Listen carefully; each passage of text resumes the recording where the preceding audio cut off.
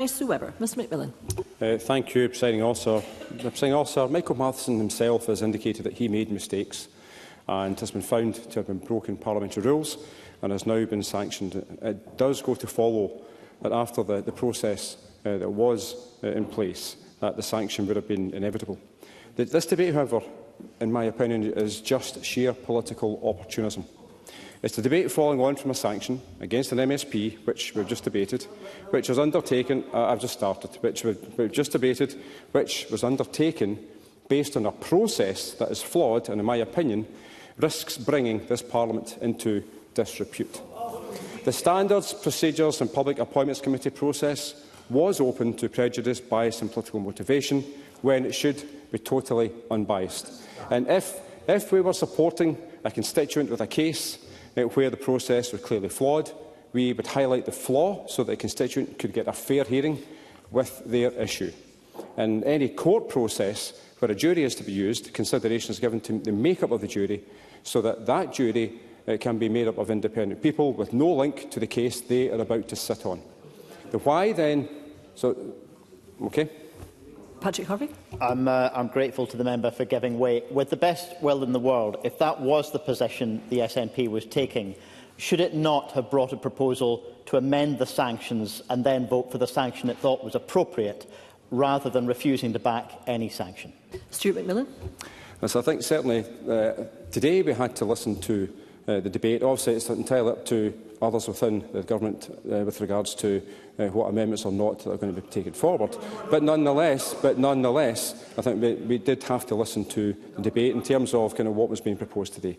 Now, and certainly, Presiding Officer, why then would this Parliament allow a process where one of the committee members had already prejudged the outcome but still remained on the committee to then vote through on their considerations? What highlights this contradiction is even more as the fact that another member of the committee recused himself for the very same reason. And I do want to congratulate that member for doing so. Now, Stephen Kerr resigned from the committee in March 2024, and he said, and I quote, "I concluded that I couldn't meet the committee requirement to be unbiased towards Michael Matheson and his conduct in public office." And he also went on to say it would have been wrong, having made so many public pronouncements. And he also continued, "And for due process to be observed, I feel I must resign from the committee." Would he give way? Absolutely. Stephen Kerr. Because, for the record, it's important to state that I, in that same set of quotations, called upon Michael Matheson to resign as a member of this Parliament. Because in any other workplace, if you attempted to take £11,000 of expenses that were not due, you would face instant dismissal. And that is all that the motion before this chamber does today. It recognises that this workplace is no different than any other workplace. Mr McMillan needs to have the chance to respond. Thank you, President Officer. So I acknowledge the comments that Mr Kerr just made, but I also acknowledge the fact that his comments that I quoted in the chamber were actually comments that suggest actually indicated that he did want to have an independent process in his considerations with regards to this inquiry. But, Presiding Officer, the complete lack of consistency in approaches, in my opinion, is galling and does the committee and also this Parliament absolutely no favours whatsoever. Now, I've had a number of constituents contact me about the situation, some who favour a sanction and some who are very much against.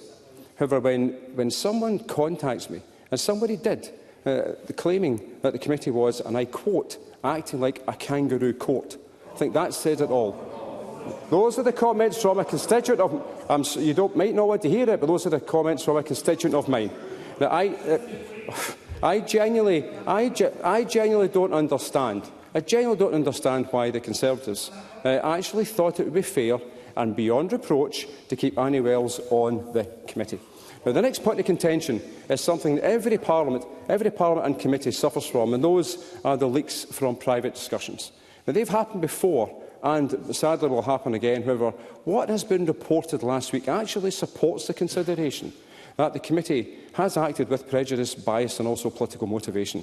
And despite the committee having just 5 members in there, details of the sanctions and the discussions were leaked to the media, with the Daily Record reporting on Wednesday 22nd, ahead of the final decision on Thursday 23rd, that, and I quote, "The record can reveal suspension will be the sanction, but MSPs were divided on whether it should be for longer than 10 days, and a Holyrood source said there was a view on committee that the optics would be bad if a 10-day plus sanction was applied and Matheson stayed on as an MSP." Now, the final line in the committee report also indicates, and this was referenced today by the committee convener, and I quote, that finally the committee notes the disappointment that material relating to the committee's deliberations appeared in the media prior to the decisions being reached and announced. Now, I'm not sure if any investigations into the leak have been asked for by the committee convener, and I do note the comments from the committee convener in the earlier debate. But what has happened highlights yet again that a fair process was not going to happen. It also begs the question as to why the reported 10 days changed to 27 days overnight. Now, so what changed?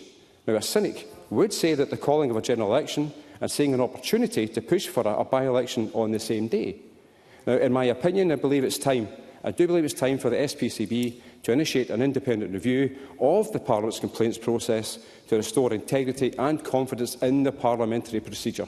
Now, if no review takes place, we are in trouble, and no one will or should have faith in the process again. And members of the Parliament now and in the future need to rely on, to trust and have confidence in the Parliament's processes and also procedures. Presiding Officer, Mr McMillan, I take it you are concluding. I am, yes. So the Labour amendment today is something that I've got absolutely no qualms with whatsoever. But it's absolutely crucial that people recognise and realise that in Westminster they have the recall process, but they also have an independent complaints process with the Independent Parliamentary Commissioner for Standards. So if we are to have any type of recall, we need to have the independent process before we get to that point. Thank you.